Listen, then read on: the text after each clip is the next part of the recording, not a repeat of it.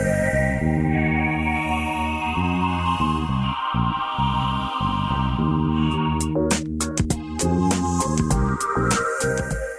to Just Energy Radio with your host, naturopath and medical intuitive, Dr. Rita Louise. We have learned from Einstein's theory that matter and energy are one. Physicists believe that all systems in nature have their own particular way of vibrating. From the swinging of a pendulum to the waves of the ocean to the light that brightens the sky each day, each of these oscillates at its own unique rate. The same holds true for every thought, feeling, event, or word we speak. Each has its own frequency or rate of vibration. What many of us don't realize is when we take everything in our universe down to its simplest form, it is all just energy. Join Dr. Rita Louise on a journey through time and space where past, present, and future collide. Today, what you believe may be called into question. What we want to know is, who made up the rules? Be brave and step outside the box. We are about to turn our world upside down and venture into the unknown. Hold on. We are departing our own beliefs and entering alternative realms. Enjoy the possibilities. Hello and welcome to Just Energy Radio. I'm your host, Dr. Rita Louise, and thank you all for tuning into the show today. Well, we have an interesting mix going on. In the first hour, we're going to be speaking with R.J. vonBruening about his new book, or not quite so new book, but interesting book, The Forbidden Knowledge of Enoch. And in the second hour, we have our good friend coming on, Eldon Taylor, talking about the destruction of a free and open society. Just Energy Radio is brought to you by soulhealer.com, where you can find out about all the products and services I offer, including medical intuition evaluations, energy healings, and psychic readings. So if there's stuff going on in your life, if you need some guidance, insight, or hand-holding, give me a call, set up a time for a private consultation, and we will get together by phone or by Skype. It's also brought to you by the Institute of Applied Energetics. That's www.appliedenergeticsinstitute.com, where you can jumpstart your intuition today by downloading their free 50-page guide. I just want to remind people that if they haven't seen my movie Icon, Deconstructing the Archetypes of the Ancients, In the Name of God, or some of the other ones that I have produced, they're available on Amazon digital download for $1.99. Yes, only $1.99. Now, what kind of a bargain is that? So just go to Amazon, type my name in, and you'll see a list of these video titles as well as my books that are available.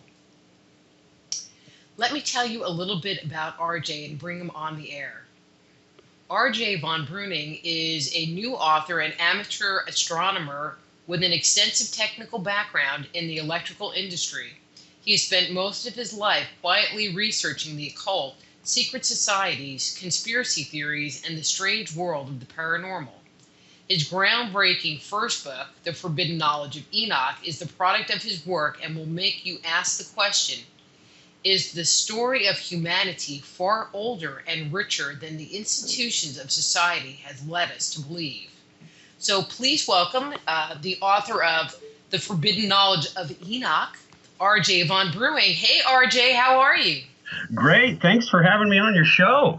Well, thanks for coming on. I'm looking forward to a lively discussion about Enoch and ancient stuff and floods and myth, because that's one of my favorite topics. It is my favorite topic.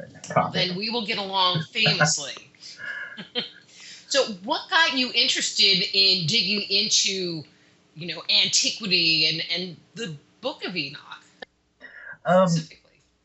Actually, I've always been interested, as far back as I can remember, I've always been interested in strange phenomenons, UFOs, ancient stories. It's probably because I grew up in southeastern Arizona and you heard stories of ancient Indians and being around tribes like the Navajo and things like that.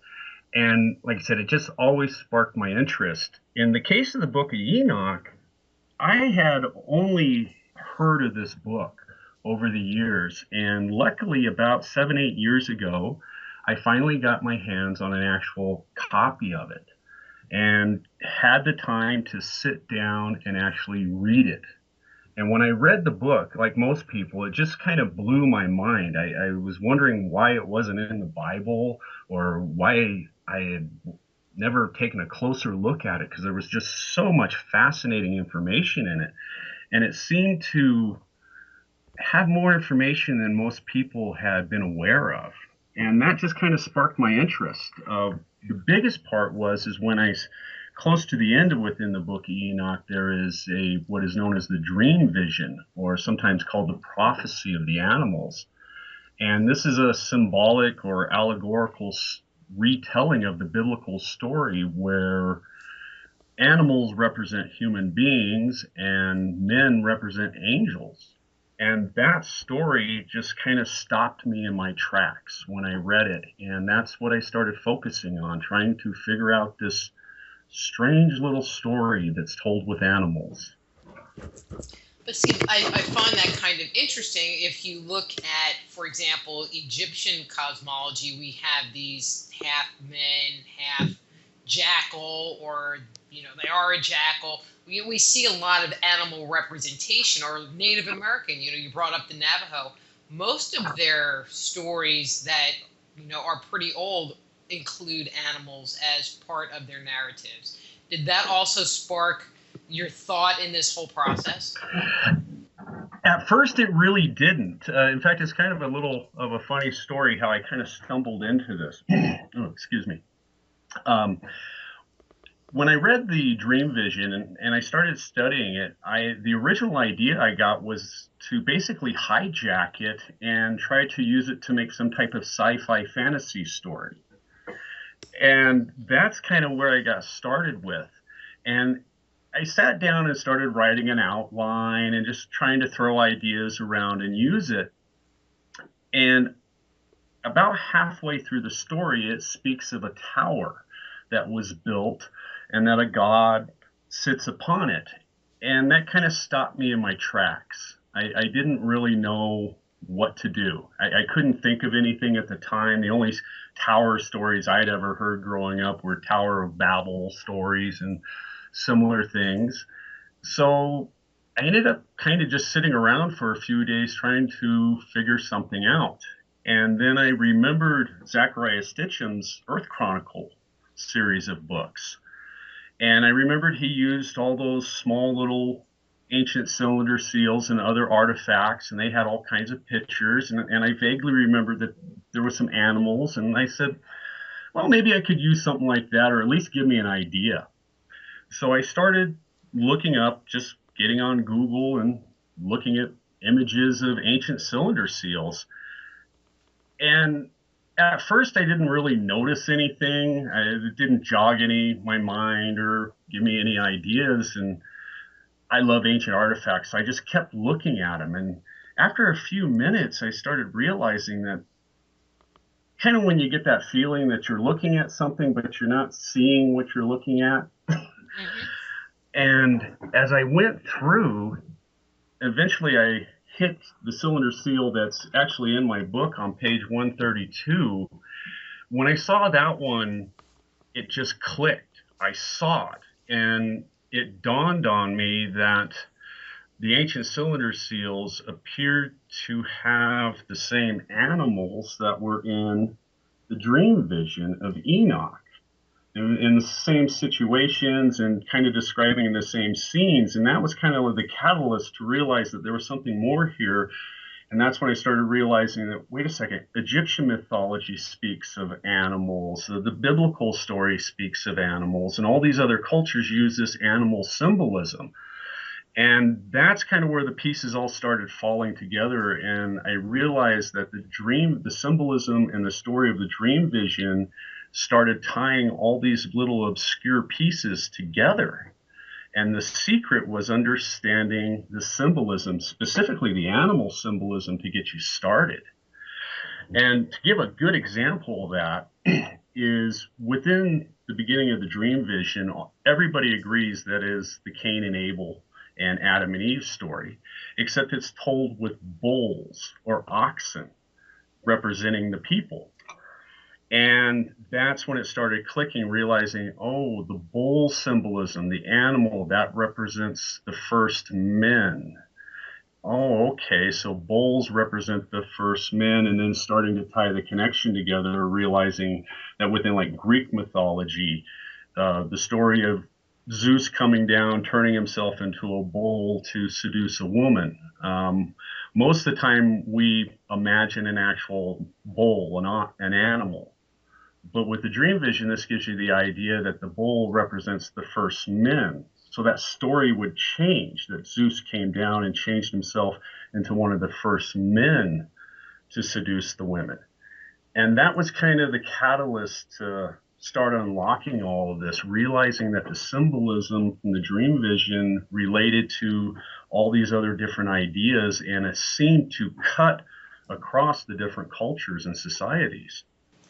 I agree with you. I mean, you heard in my little introduction, my icon, deconstructing the archetypes of the ancients. That's what the entire film is about, is looking at the symbolism. And not that I have answers, but just put out that we've lost the library.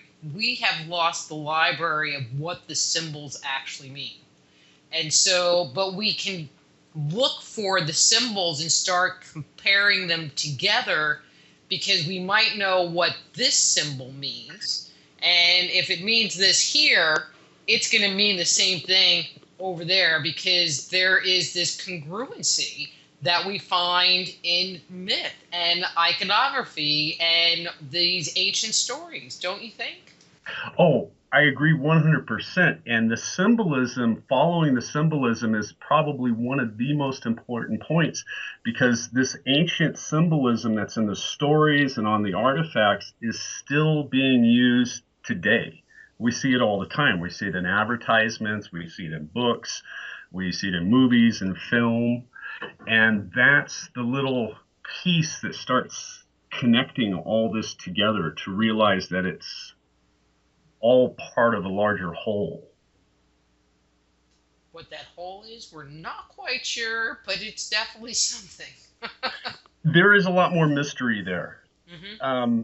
I think a lot of people have a kind of a distorted view of history because they've been influenced by governments and churches that have different agendas and things like that. And it makes it really hard for somebody who doesn't dwell deeply into it to kind of put the picture together. So many pieces are missing for them.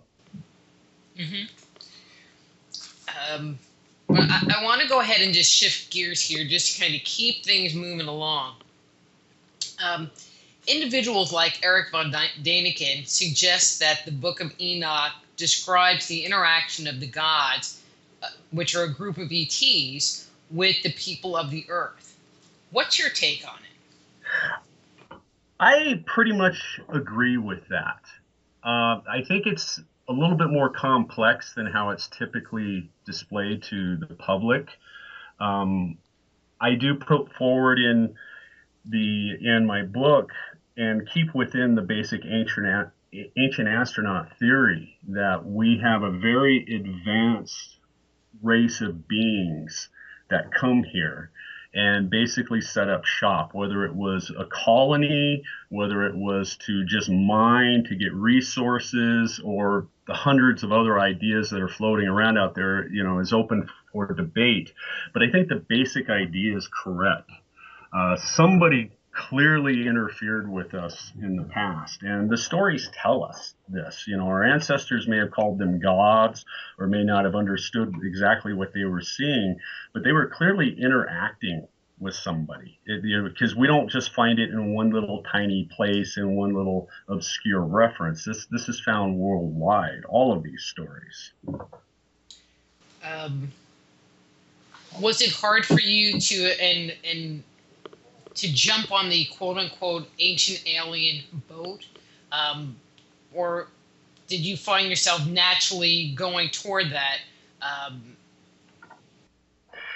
I've always kind of leaned toward that direction. I try to be really practical, and because of being in the electrical industries and stuff, I'm dealing with electrical power. I see how the technologies are used and how we accomplish some of these things. And that's when it started kind of dawning on me that a lot of the things in the ancient stories, artifacts, magical items, that when you look at them with a modern mind and an engineering and construction point of view, you start realizing these stories can be explained with technology, that we could build some of this stuff now. And I think that's was kind of the most mind-blowing part for me, is realizing, because we've all heard stories of like magic books, books you couldn't open, or books that talked, or you couldn't turn the pages, or they vibrated, or they shocked you or something. I read a Kindle and go, oh my God, this is a magic book to somebody before this time. I don't turn pages. It can talk to me. I can see video. It vibrates. So it kind of started making the connection to go, wait a second, we're probably dealing with something that we haven't thought of before. Because up until the last 50 or 60 years, a lot of things within these ancient stories were fantasy. In fact, my mother and I were talking just the other day when she was a little girl, seeing Flash Gordon in the movie theaters, and how that was all fantasy, going into space and satellites and things like that. And now in her late 70s, that's all reality, and we're talking about going to Mars. Mm-hmm. And I think that's where people kind of have to keep their minds open to realize that as we discover and learn new things, it may answer many of the questions we have about the past. And we have to get over some of our preconceived prejudice and programming of going, well, maybe it wasn't magic. Maybe it was technology, because we can build something that does that. But wouldn't technology imply that the gods were not omnipotent? I think that is a fair assessment. What the idea I lean toward, and I do put it in the end of my book that this is my favorite idea, is I suspect that these entities, these beings, these gods, aliens, were originally from Earth.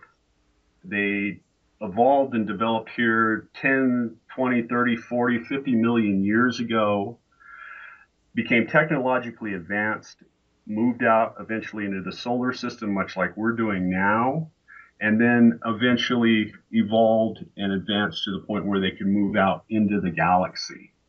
And then at some point in the last million years or so, they come back to Earth, to home. Because one of the problems I've always had with some of these stories, especially with the breeding and interaction, is why would these beings care about us or our ancestors? And many of the stories talk of the breeding of the gods coming down and taking human wives, but there's no technology. They had sexual relations. 9 months later, an unbelievable godlike child was born. And in my mind, being practical and pragmatic tells me that the only way you can solve that problem is if they are closely genetically related.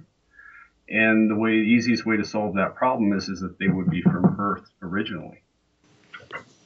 Or, and I'm just going to throw "or" out there are a number of stories where it seems like genetic material from the gods was intermingled with, I'm going to say, the inhabitants of the Earth, which would give them some genetic capacity, to interbreed. Prior to Zeus coming down and having sex with women, or, that whole storyline. I don't think that can be discounted at all. I think it's just as plausible as any other ones.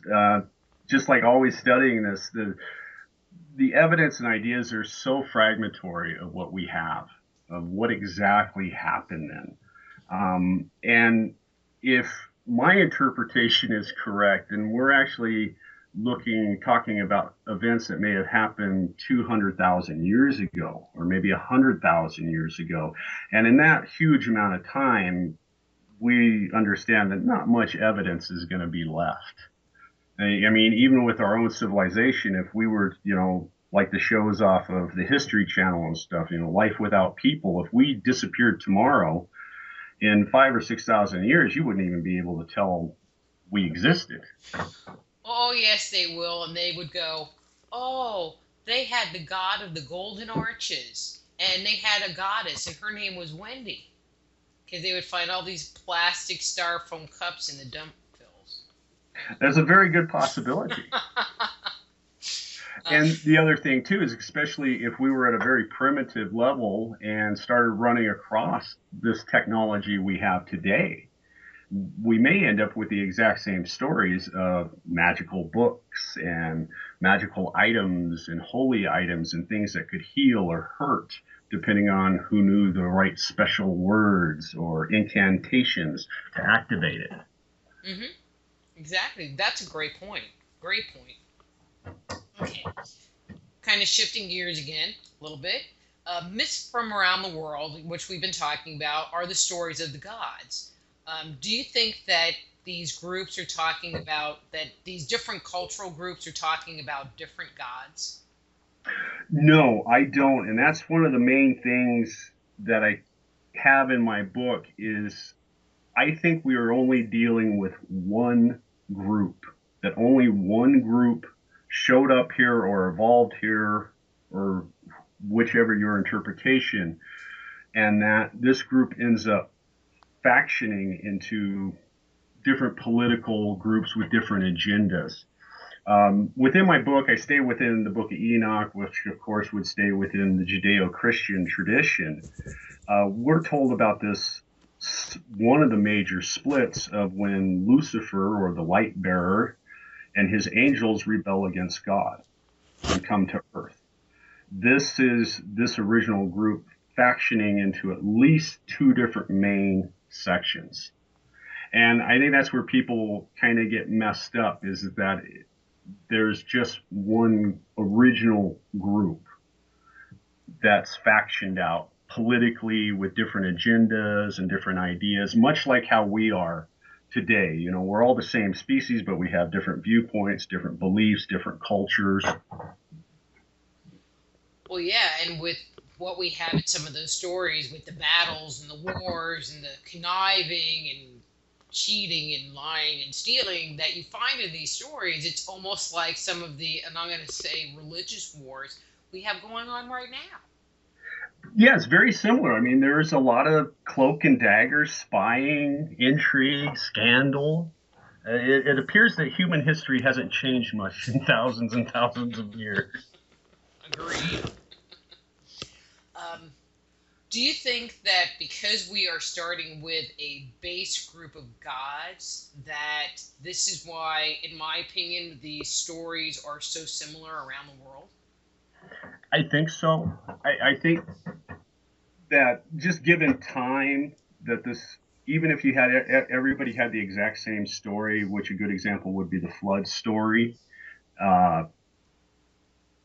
that as the story gets spread around or as the people move around, it changes in time, it changes with conditions, much like how in the classrooms you always have that one teacher that points out to start telling a joke, and each person tells the joke to the next person toward them, and by the time it gets to the last person, it's a totally different joke. And that the same thing kind of happens through time, that only the major points have stayed. And that in itself is fascinating, how one story can have the similar bullet points all spread around the world. I think that's clear evidence that they either all come from one source or they were all in contact with each other. And so that's how you think they spread? In the book, I stay with more of the esoteric idea, and within the dream vision is that they all come from the same place because all human beings were in one place at one time. And then this story spread out as they moved and changed as they moved with different conditions and as the generations went by. But the major points are always still there, that, you know, somebody built a boat or was survived in a boat. There is always a Noah-like figure. There is always, he's there with a family or a wife. There's always about the flood coming, him being warned. So these things clearly show and demand that we acknowledge that they have to be connected. I lean toward the idea that it's because we were all in one small group at one time, and then the story spread out as humanity spread out. So you're suggesting, and I'm just throwing this out as an example, that, let's just kind of stick with the flood narrative because everybody knows that story, that the flood occurred in the Nile Valley. Just making something up. I was watching something on the weathering of the Sphinx. So let's say it happened somewhere in Egypt, that it was the Mediterranean that flooded. And you're suggesting that this is where this group of people were at some point in time, and then this group spread across the earth. Yes, and that fits very nicely with, even to use keeping with the flood, keeping with the biblical story, because we're told after the flood, in the case of Noah, he has 3 sons, and then these 3 sons basically repopulate the planet. And we're told that they spread out and move around. What I found so interesting, what I lean toward in my book, is that this story of humanity being wiped out to a small number may possibly be the event science calls the Toba super eruption of approximately 72,000 years ago, when we know humanity bottlenecked to a very small number of people. And the similarities between what we know geologically and scientifically and what's in the ancient stories, to me, is just too much of a coincidence. The story tells us that we get down to next to nothing, and science tells us the exact same thing. So that tells me that that's something we need to look at, we need to examine. And that was the other kind of unique thing. And the next kind of breakthrough in understanding the dream vision was if you took the dream vision and stretched it out and laid it over the last 200,000 years using the Toba super eruption for a dating of the flood, and using what we say humanity popping up around 200,000 BC as some starting points, it gets kind of amazing. The narrative does appear to fit what we know about our history. And that's one of those things that just floored me, and why one of the main motivations for writing the book, because I wanted to get the idea out there to see if people agreed, disagreed, or had better ideas, and that if that connection's really there. This Toba super eruption, can you talk on that just for a little? I'm not sure everyone listening knows what they're talking about. Okay, the story is, within science, at approximately 72,000 BC, there was the Toba super eruption. This was the last known supervolcano eruption that we know of. It's known that it started a massive cooling on the planet. There are a few researchers that argue that this may have been the catalyst that started the last ice age. And it coincides with a huge depopulation of humanity, a bottlenecking, where we went from thousands or millions of individuals down to just a handful. And that's been debated. Some numbers have put it as low as just a few dozen mating couples to probably up to 3,600 people. But it's pretty much acknowledged that this is probably the closest we have come as a species to extinction in all of our long history on this planet. Now, I'm just going to throw out something for speculation. Do you have any thoughts on where this group of survivors were, or do you think that they were just kind of scattered around the planet? I keep within the dream vision and speculate, because when before the flood, he speaks of the animals, much like the Bible, the Garden of Eden is how we would call it. And the dream vision specifically speaks of an enclosure, which kind of blew my mind, that they were kept inside an enclosure. And knowing what we do know about history, I speculate that this could be the Mediterranean basin, that we may be incorrect, that this was at a much lower water level in the past, which is a safe assumption, knowing that the ice ages dropped the ocean levels. And if that was a much lower, in fact, actually, maybe even if it was dry, this would be the ideal spot to keep an eye on a small population with very few resources to keep them in line. Kind of a big valley where everybody was stuck, essentially. Okay. I know that one of the things that you talk about in the book is the out of Africa theory, which, before the show, I was talking about that Professor Michael Witzler, who that's his belief. I mean, you guys really parallel a lot, a little off on the dating from his, but he really tied a lot to the whole out of Africa theory. And I saw that you also brought that up. So what was your thoughts on that this was also part of that migration of people around the world? Yes, I think it is. I think if the original group of the first men within the story were actually within the Mediterranean basin, then, and science supports that most of us had to have been living in Africa at one time, that this distribution does follow what we do know about how early man, about 150,000 years ago, started moving out across the Eurasian landmass.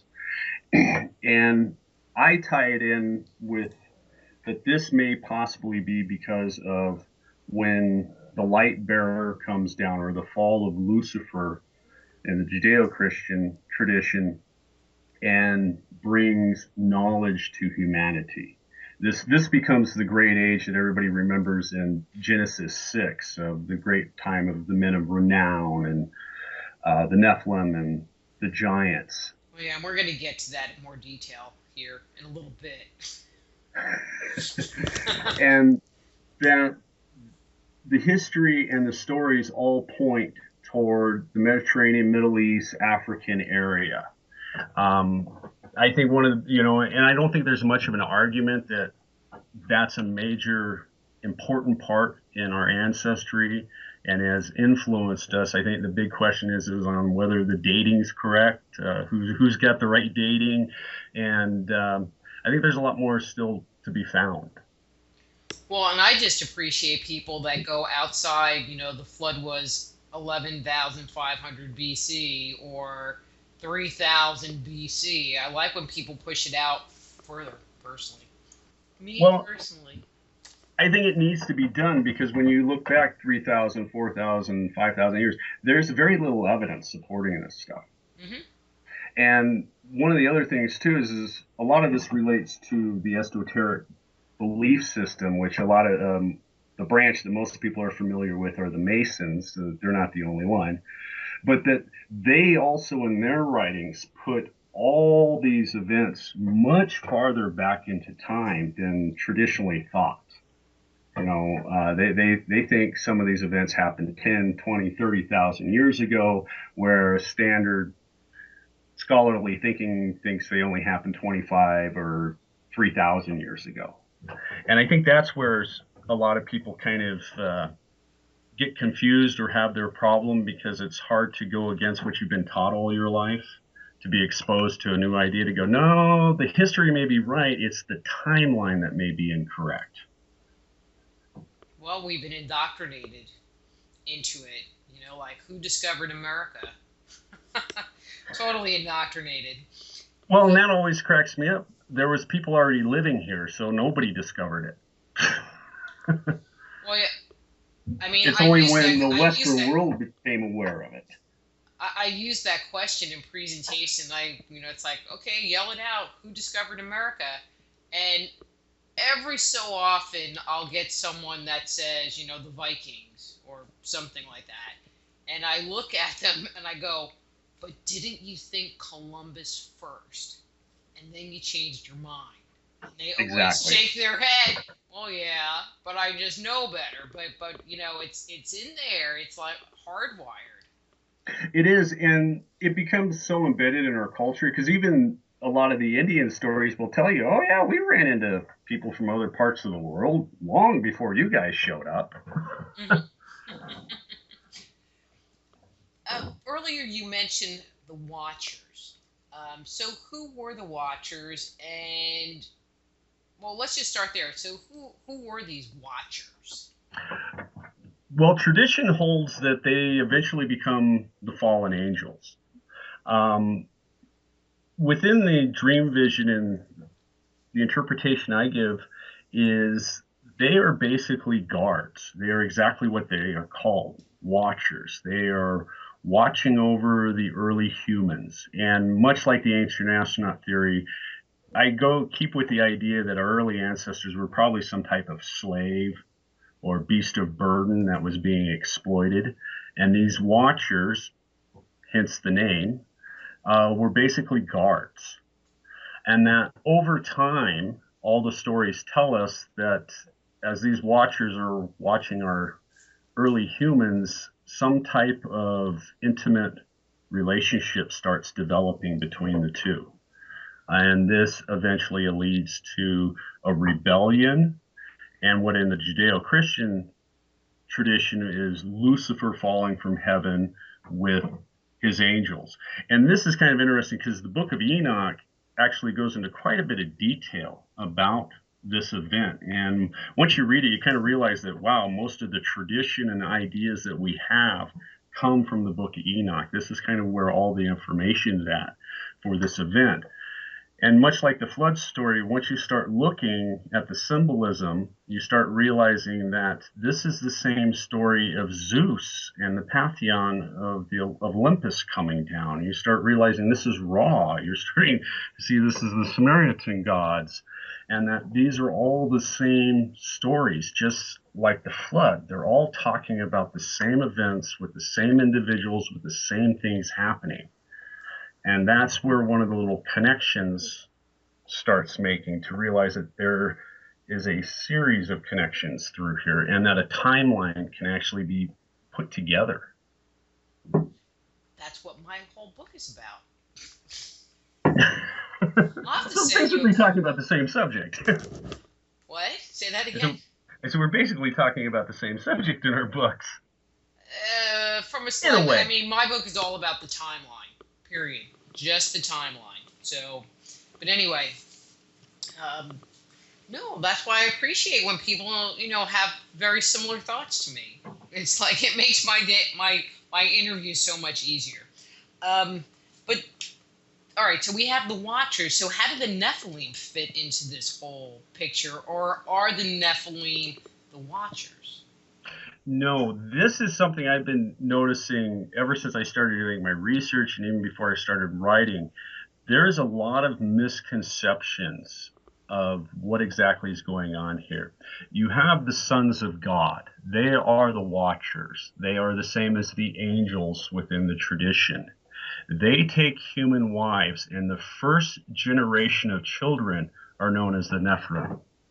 This word doesn't translate very well into English, but within the old stories, these offspring, the first generation offspring, are like their fathers. They are very godlike. They glow. They're tall. They're beautiful to look at.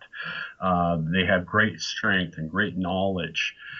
When they take human wives, their offspring are the giants. And that's where the giants come from. And then once the giants take human wives, they give birth to another line that's traditionally known as the Elon. They are also known as the Furies within Greek. They almost sound like a genetic mutation, human and animal attributes together. And they're typically viewed as a horrible monster that you just don't want to have anything to do with. And that's one of the more interesting things I think about this, is because when you have two species close together and you're getting hybrids, and if these hybrids can actually breed with each other, then you're going to get a successive problem of genetic anomalies showing up. And it kind of seems that's what we're being told in the stories. Okay, someplace that we disagree, but that's okay. That's fine. Just That's throwing fine. out ideas. Nope. But I never thought about the Furies throwing them into the pot, so I thought that was pretty interesting. Yeah, the Elam is really obscure. Most people don't even think about him because even within the Jewish tradition where it comes from, these beings are not really described. They're just kind of described as this evil presence that you just don't want to have anything to do with. And that's where showing where another point where some of these stories seem to connect together. Something that's very similar within the Greek culture is the Furies, that these things came and punished people and you did not want to mess with them. It was in your best interest to avoid them. Yeah. And they're probably still here because I feel messed with a lot. They could be. They could be. There are many people that suggest that we were created as a slave species. Do you go with that line of thought? Pretty much. It seems to be that way. Especially the ancient stories of why exactly they speak of us being created. And the oldest stories within the Samaritan and Mesopotamian basically tell us directly that we were created as slaves. In fact, we were churned out like bricks to do the biddings of the gods. And that's where I think we kind of just have to take the stories at face value. They tell us that that's what we were originally created for. And that's kind of when you go through all these stories too, even the biblical text, it's always about us having to serve, always about having to bring sacrifices. We're always bringing material and resources to these individuals. And I put forward in my book too that it's a pretty slick way for an advanced species to exploit a less advanced one. You just make them think that you'll smite them or something terrible will happen to them and fear will hold them in place and they'll bring you their cattle and their gold or whatever you want them to. Well, they were pretty good with the smiting part, but I agree. With that whole thing about submission, they were really about submitting, and because wasn't that one of the reasons for the flood? Was because we weren't submitting correctly? Yes, in fact, the flood stories tell you that great evil was upon the earth because we had rebelled against God under the guidance of these watchers or fallen angels as they became known. And that's the other part too, is what's interesting as you go through the book of Enoch, when it starts speaking of this, one of the big things is that they brought us knowledge. They brought us information. They brought us science. They brought us astronomy.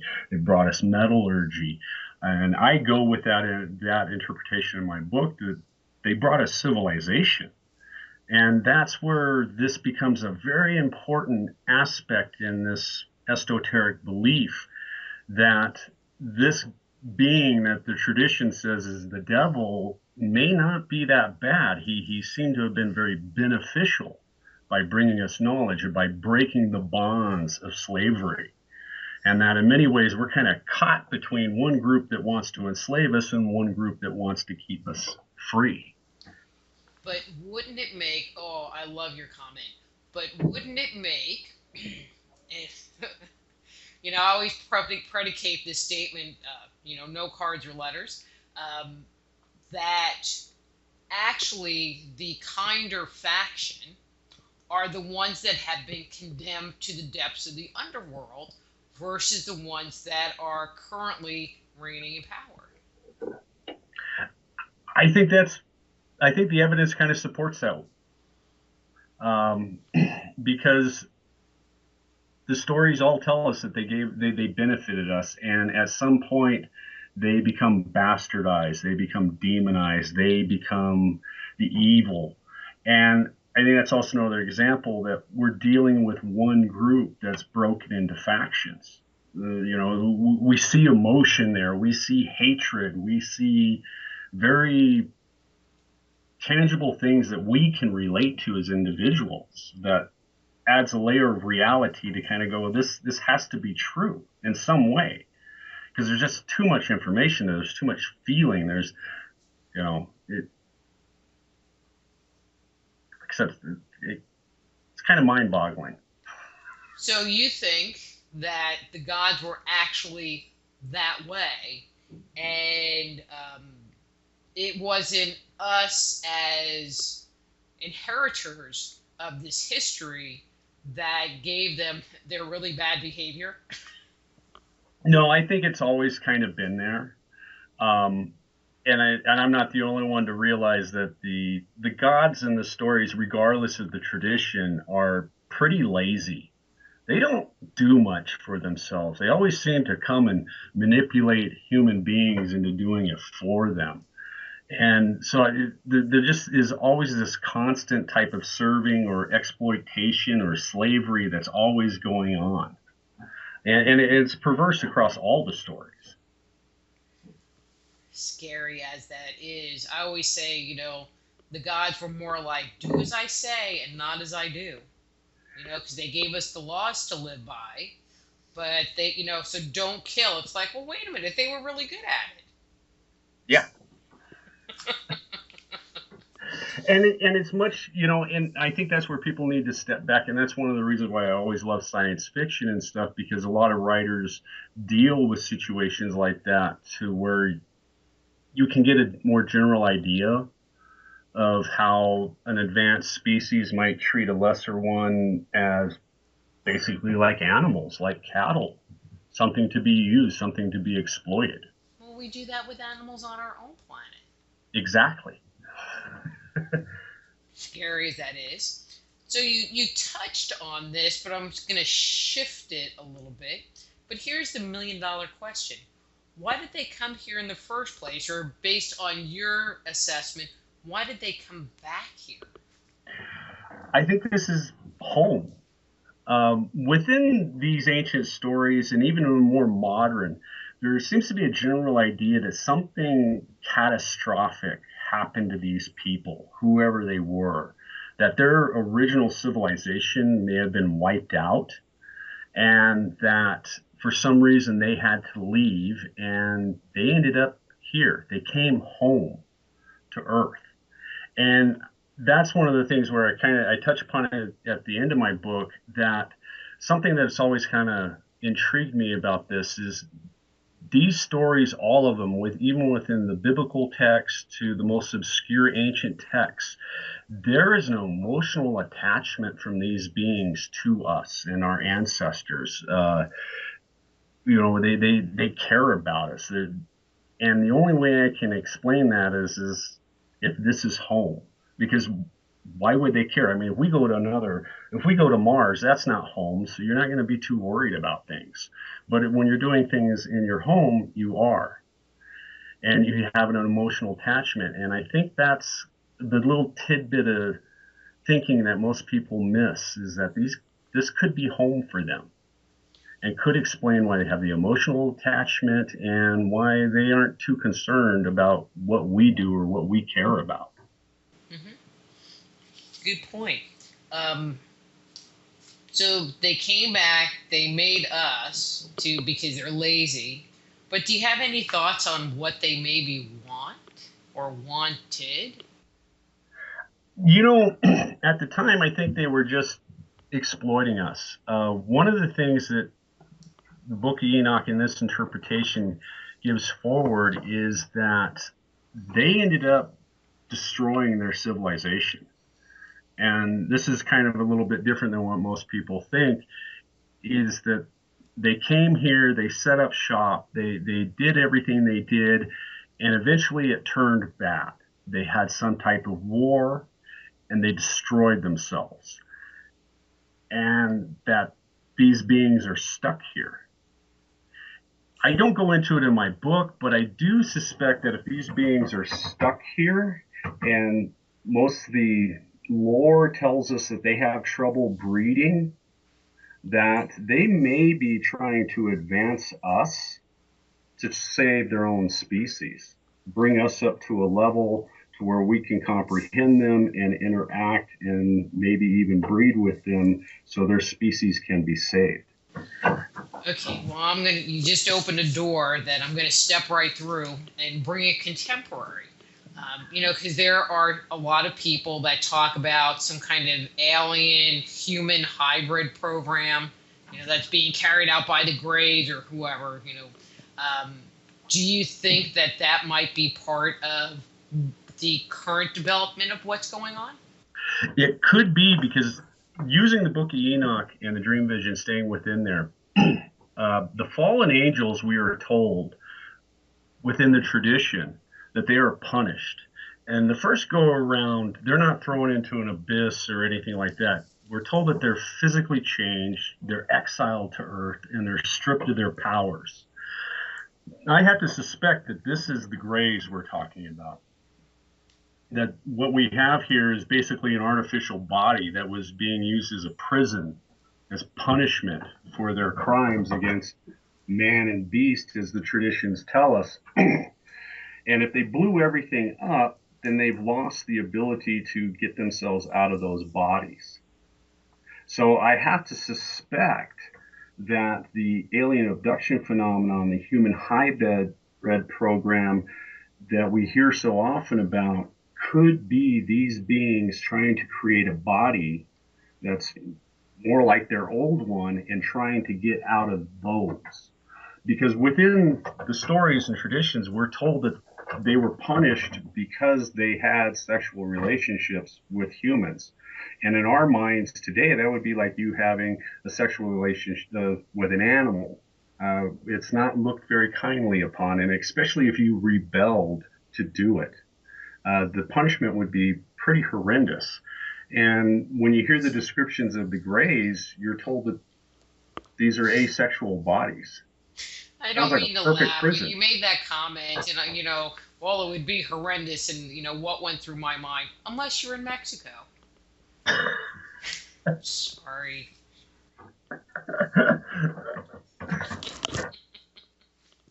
Funny though. But it was pretty funny. But, well, there's all kind of weird stuff going on. All right, let me go back to the flood for a second. Because do you think that part of the flood, we hear that there was, God wasn't happy with the inhabitants of the earth. Do you think that it was just the human population that he was having issues with? Or do you think that there were some of these watchers and the Nephilim on the earth at that time too, and the flood pretty much went and wiped out major numbers of those individuals as well? I agree. I go with the tradition, because when you dig more into the flood stories, especially with the pseudo-tropical texts and stuff, and within the tradition itself, you're told that they were upon the earth, and that the vast majority of them, just like humanity, was wiped out. But we're also told within that tradition that some of them managed to survive that flood. And that's another kind of interesting part, that all the ancient stories tell you that some of these beings, some of these giants, some of these Nephilim survived, and others were punished to walk the earth. And this is where a lot of the stories of demons and the monsters and the boogeymen and the shadows seem to originate from, is from this punishment for their crimes. So the tradition itself tells us that some of them survived the flood. They weren't all wiped out, just like humanity, just their numbers were decimated.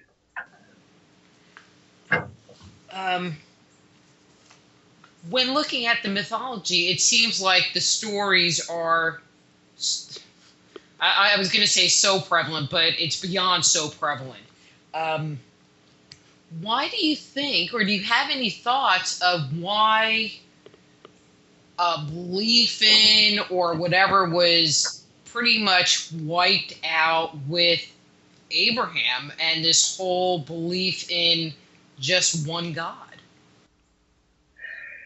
That's a little harder problem to explain, because it seems to have something to do closer to the end. Like I said, this civilization seems to have wiped itself out, and it seems to be a product of that conflict.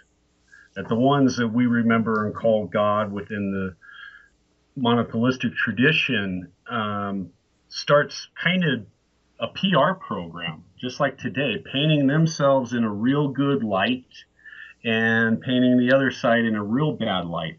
Because within the dream vision of Enoch, you start discovering that the Lord of the Bible seems to have started some of this stuff. And that was, in many ways, may have been just as bad as the other side. And that's very similar to like today with our use of propaganda and marketing and trying to persuade people's thinking and stuff by whitewashing your bad stuff and pointing out the other guys. So what I think we have kind of going on here is a little propaganda that began that way and just has progressed more and more and became entrenched. All right, don't send RJ any mean cards or letters either. That was pretty heretical there, RJ. I like it. There's a lot of heretical stuff in this book. And that's why I tried so hard to present it as a thought experiment. I don't mean to challenge or put down anybody's belief or anything. And I even encourage you to try to incorporate your own beliefs into some of this stuff to see what may or may not be right. Well, and we don't know all of the answers. We can take the evidence at hand and process it and come up with speculation. But, God hasn't come down and said, oh, well, RJ's book is right, or this detail is correct, but this one not so much. I mean, we don't have that, and they have not been successful in finding anything in the archaeological record. Yeah. Per se, and I think one of the problems with that is, and I have to agree with the esoterics in this aspect, is I don't think we're looking far enough back in time. I think we have the wrong timeline. I've gotten slammed on that sentence. But I think it's true. And as we keep finding more and more evidence, I mean, it used to be you were insane if you thought a civilization existed past 6,000 BC.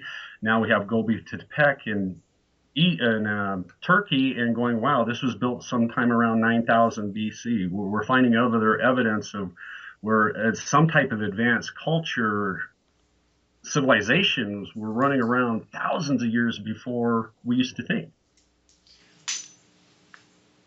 I'm looking at the clock. We got 2 minutes. When you look at the Bible itself, however, do you find in some ways that the Bible narrative, especially the early parts of Genesis, corroborate these mythological stories that we find around the world? Or do you feel like they are two totally different, diverse things? Oh, I think they're connected. And that's one of the big secrets for the dream vision and understanding the symbolism. Because we all know the biblical text is just loaded with the symbolism. And this is where it gets really kind of interesting and where a lot of people kind of get lost is within the esoteric, within this school of thought. It's actually based on an ancient theory that comes from the Library of Alexandria, specifically the Alexandrian School of Philosophy. And the theory is that there are two stories contained within the biblical texts.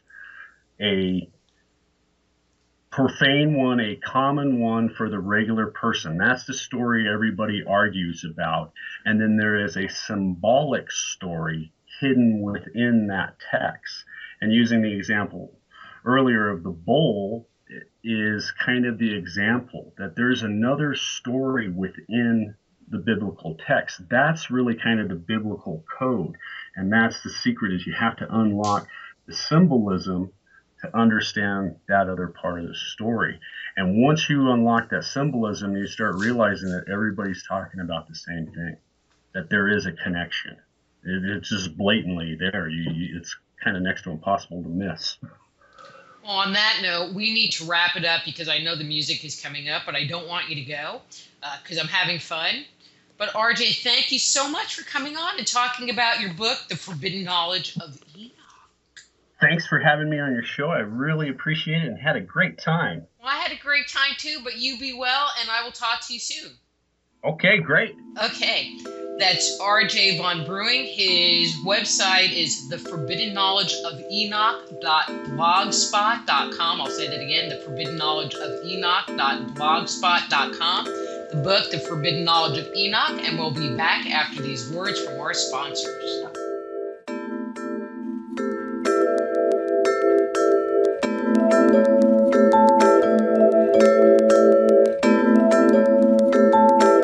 Just Energy Radio with your host, Dr. Rita Louise, will return right after these messages.